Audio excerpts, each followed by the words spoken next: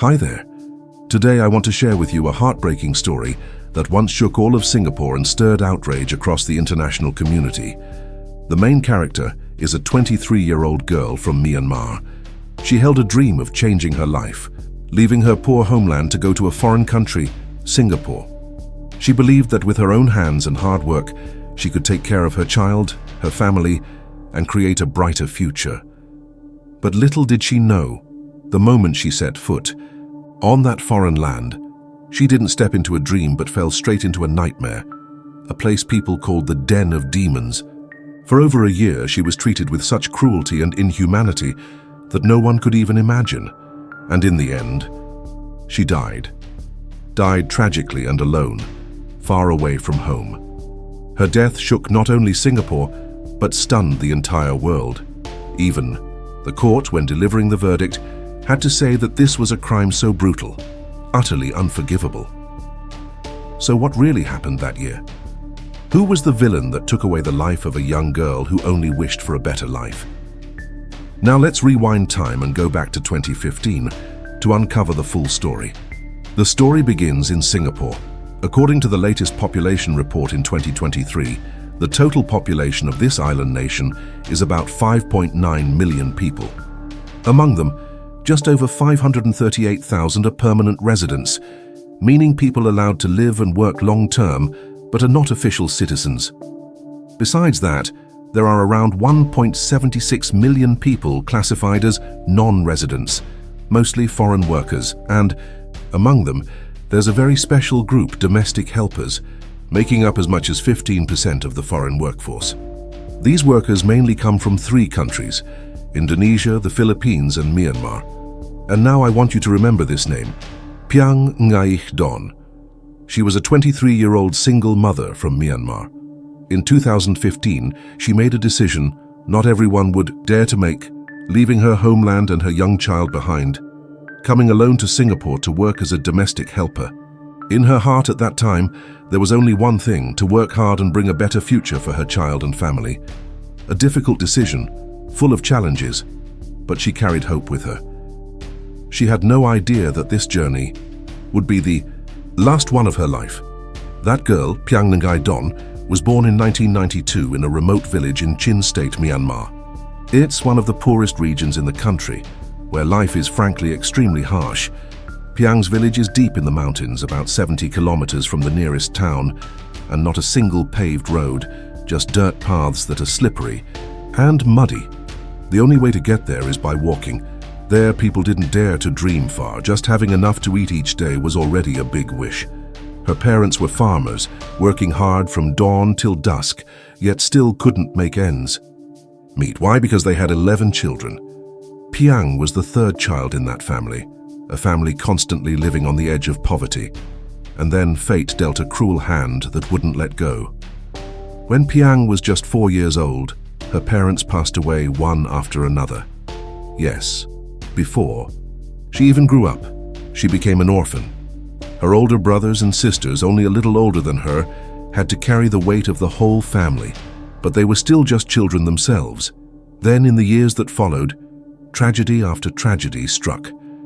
5 of Piang's younger siblings, brothers and sisters, passed away one by one. Some died of starvation, others quietly lost to illness, without a single pill or ever setting foot in a hospital. For more than a decade, poverty, cold, and death were like 3 ghosts haunting their little home. Despite the hardships, Piang was able to go to school for a time. But when she turned 15, she had to quit school to work the fields and take care of her remaining younger siblings in place of her parents. Her childhood passed by in those barren fields, her shirt soaked with sweat, her hands and feet covered in mud. At 18, amid such harsh living conditions, Piang fell in love with a young man from her village. It was a love that seemed like it would bring light to her life, but once again, life denied her complete happiness. In 2012, she became pregnant with her first child before they were married. She believed he would marry her, but then that young man ran away, leaving her to bear everything alone. Even though life was already so hard, and without a husband by her side, Piang was determined not to give up on her child. She kept the pregnancy, gave birth to a healthy baby boy and became a single mother at 19. Raising her child alone in utter poverty, perhaps no pain could be greater than that. After giving birth, Piang had no time to complain or feel sad. She had to survive. Every single day was a battle to find food for herself and her child. She started taking on all kinds of odd jobs, from weeding, carrying water, to heavy lifting at construction sites near the town. These were tough, exhausting jobs, and the pay was barely anything. But she had no choice. Life didn't give her that option. She had only one choice: to keep surviving. While working, she overheard people talking about a promised land, Singapore. They said that working as a domestic helper there paid really well. 1 month's salary could be 3 or 4 times what she was earning now. Many women from Myanmar had gone there to work and regularly sent money back to their families. Hearing this, her heart seemed to light up. She didn't have much education, nor had she ever been far from home, but at that moment, she had only one thought: she had to try. She believed that tasks like cleaning the house, washing dishes, taking care of children, cooking, she could handle them all. And why would she work so hard? For her child and for the loved ones waiting for her. Back home, she made a clear plan to work as a domestic helper in Singapore for 3 years. Just 3 years. That money would be enough for her to build a house, buy some land, and maybe start a small stall to support her child. She had also talked it over with her siblings and asked her older sister to help take care of her son. Fortunately, the whole family supported her, because everyone understood this was the only door out of their dead-end situation. So Piang began preparing for the biggest journey of her life. There was one obstacle. At that time, Singapore required foreign domestic helpers to be at least 23 years old, but Piang was just 2 months short. You know what? Just because of those 2 months, she had to spend money to have someone alter her documents, changing her birth date to meet the age requirement. Finally, her passport was ready. The plane ticket was in her hand. In May 2015, Piang set off for Singapore, carrying hope, dreams, and a strong belief in a better future for herself and her child. Stepping foot for the first time in a developed country, Piang was amazed. Everything was modern, clean, and seemed full of promise. She began attending mandatory training courses, learning how to work in Singaporean households, and completed all the necessary procedures. Then she was chosen, quickly hired by a family. The employer was a woman named Gayathiri Murugayan, 35 years old, a homemaker with 2 young children, a 4-year-old girl and a newborn boy. From the outside, it looked like a decent, well-off family, a place that seemed ideal to start anew. But there was something strange. Before Piang, this family had gone through 4 other domestic helpers. None lasted long. No one knew why. And Piang was the 5th helper to enter that house, completely unaware that she was stepping closer to an abyss. The apartment where Piang would live during her work in Singapore was right in the city center, at 145 Bishan Street 11. It sounds fancy, because that area is prime land in Singapore, where space is tight, population dense, and every square meter is valuable. The apartment had 3 bedrooms and was considered spacious compared to the usual standards. But you know what? In that house, it wasn't just the mistress and her 2 kids. Gayathiri's husband, a police officer named Kevin Chelvam, also lived there. Plus her mother, Prema Narayanasamy, 57 years old, lived with them too. On top of that, there were 2 other tenants renting rooms. Including Piang, there were 8 people living in that 3-bedroom apartment. 8 people. 3 bedrooms. On May 28th, Piang stepped into that house for the first time. She understood clearly that from now on, for at least a year, maybe even longer, this would be the place she would have to call home. In Singapore, the law is quite clear. If you hire a domestic helper, the employer must not only pay a salary and buy insurance, but also provide accommodation. Usually, the helper lives in the employer's home. In theory, they are considered a member of the family, but in reality, it wasn't as nice as the theory. In many places, domestic helpers weren't given proper rooms to stay in. Sometimes, they were only allowed to sleep in storage rooms, the kitchen, or on a makeshift folding bed in a corner. And with 7 people already living in that apartment, Piang's sleeping space definitely couldn't be comfortable. From the moment she started, her main duties were taking care of the two children, cleaning the house, cooking, doing the laundry, scrubbing, in short, nearly every task in the household. For someone like Piang, who had grown up in hardship, none of this felt like an obstacle. She kept her head down and worked hard, never complaining, only hoping everything would go smoothly so she could finish her work, get paid, and send money back to her son. But it didn't take long before Piang began to feel that something wasn't right. The employer, Gaia Theory, was extremely strict. She was constantly irritable and harsh. Any little dissatisfaction would lead to complaints. You eat too much. You're too slow. You didn't clean properly. You're lazy. Her face was always tense, almost never smiling. It was nothing like what Piang had imagined, a decent workplace where hard work would be recognized and appreciated. No, it was nothing like that at all. She felt sad, a bit hurt. But then she told herself, just hang in there. I came here for my son. Every dollar comes at a price. What she didn't know was those early signs of something wrong were just the beginning of a true nightmare. To avoid upsetting or angering her employer, Piang had only one option: work as hard as she possibly could, give it her all, and try not to make a single mistake. She kept telling herself, as long as I do a good job, everything will be fine. But the truth was, there was no such thing as fine in that house. No matter how hard she tried, she was still scolded, every single day, without fail. And it wasn't just Gaia Theory. Her mother, Prema, also joined in. She constantly watched over Piang, yelling at her, berating her, treating her as if she wasn't even human. At first it was just harsh words, but then things started to escalate, quietly yet terrifyingly.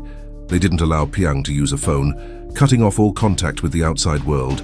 No days off, no rest hours, 7 days a week. She worked non-stop. In fact, the law required that domestic workers be given 1 day off per week. But hoping to earn more and save faster so she could return home with pride, Piang had reluctantly agreed to work every day. By October, things had gotten even worse. Even though Piang became more obedient, doing whatever her employers said, the two women only grew harsher. It wasn't just scolding anymore. They started physically abusing her every day, sometimes multiple times a day. But Piang never fought back. She endured it all because she'd been used to hardship since she was a child.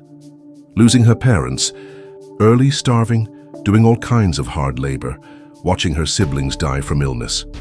She had learned to live in silence, yet that quiet endurance made the two women see her as weak, someone easy to bully. So they became even more ruthless, even more brutal. It wasn't just slaps, hair pulling, or punches anymore. They started using objects to torment her. One day they even pressed a blazing hot iron directly onto Piang's hand. And it wasn't just physical pain. Her life was almost completely controlled. She only got about 5 hours of sleep each night. During the day, not a single moment of rest, meals. She was fed only leftovers or bread soaked in water, to the point she lost all appetite. They even restricted her bathroom breaks. Day by day, under the cruel hands of the mother and daughter, Piang grew visibly thinner. She became gaunt, worn out, and her spirit slowly slipped into a state of panic. Everything was sliding deeper into the abyss, but no one yet knew that the worst was still ahead. In October 2015, during a routine health check for domestic workers, the doctor noticed numerous scars on Piang's body. This was a very clear sign, but sadly, that desperate cry for help was ignored. Gaia Theory smoothly lied, saying, "She's just clumsy and often falls while working." After hearing this, the authorities suggested replacing the domestic helper, sensing something was wrong. But Kevin refused. On top of that, Piang herself, out of fear and having lost all hope, didn't report anything to the agency. No cries for help. And just like that, her best chance to escape the hellhole slipped right through her fingers. Time kept slipping by. Until the early morning of July 26, 2016, after 14 months trapped in that hell, finally tragedy struck. At 7:30 a.m., Gaia Theory entered the room as usual, intending to wake Piang up for work. But this time, Piang lay motionless on the floor. No sound, no response. Gayatri panicked and shook her violently, but there was no response. Immediately, Prema, her mother, rushed over. They tried everything to wake Piang, but she didn't regain consciousness. Then, memories of what had happened the night before, and that early morning made them both pale with fear. At 9:30 a.m., Gayatri called Dr. Kwan Huishi and spoke vaguely. "There's someone injured in the house. Please come as soon as possible." Dr. Kwan was busy with patients at the time and advised, "You should call an ambulance immediately." But Gayatri insisted otherwise, stubbornly refusing and insisting on waiting for the doctor to arrive herself. At 10:50 a.m., Dr. Kwan finally arrived. After a quick examination, she confirmed that Piang had passed away. Based on the body temperature and condition of the corpse, it was clear that the victim had been dead for quite some time. Immediately, Gayatri pretended to be shocked. "That's impossible. I just saw her move a moment ago." But Dr. Kwan was not easily deceived. When she saw Piang's emaciated body, her distorted face, and her body covered with numerous injuries, the doctor immediately knew that something was very wrong. She insisted, "We must call the police immediately. I will not leave until they arrive." But instead of calling the police, Gayatri called her husband Kevin, a police officer, and asked him to come home immediately. At this point, Dr. Kwan began to sense that something was very wrong. Although Gayatri insisted that Piang had only fainted, all the signs pointed to this not being a normal accident. When she saw the family hesitating to call the police, the doctor took matters into her own hands and called them herself. At 11:26 a.m., the ambulance arrived. When the medical staff entered the apartment and saw Piang's motionless body, everyone was stunned into silence. Soon after, the police and forensic team arrived and the autopsy process began. And then, the horrifying truth slowly started to unfold. The victim was a Myanmar woman named Piang Ngaidon, only 24 years old. When found, she weighed just 24 kilograms, about the weight of a first grader. Extremely thin, with skin stretched tightly over her bones in the literal sense. Old records showed that when Piang first arrived in Singapore in May 2015, she weighed 39 kilograms, which means in just 14 months she lost 38% of her body weight. With a condition like that, even an ordinary person resting would be weak, let alone having to work from dawn till dusk doing household chores. But that's not all. On Piang's body, the forensic team found at least 78 wounds. 31 were fresh, while the rest were older injuries in the process of healing. Her right arm had burn marks from a hot iron being pressed against it. Her neck was almost entirely bruised, and her hyoid bone was fractured, indicating that someone had strangled her with extreme force. And the cause of death was confirmed. Suffocation due to severe neck trauma. You don't need to be an expert to see it clearly. Piang did not die naturally. She was brutally abused over a long period before passing away. Immediately, the police arrested Gayatri, the homeowner. Her mother, Prema, was also handcuffed on the spot.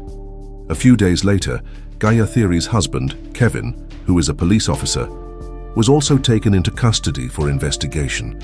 The prosecutors decided to charge Gayatri and her mother with first-degree murder, the most severe charge under Singapore's legal system.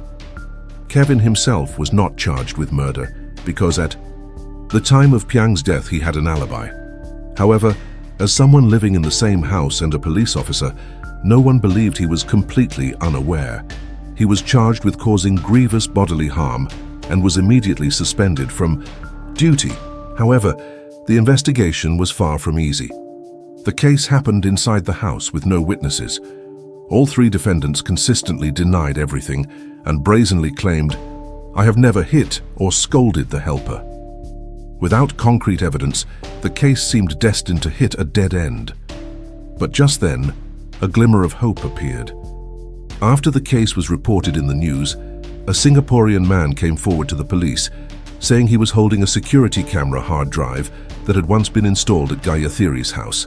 And when they opened the hard drive, what was inside sent chills down everyone's spine. Everything, all the cruel, brutal truths, had been captured on video.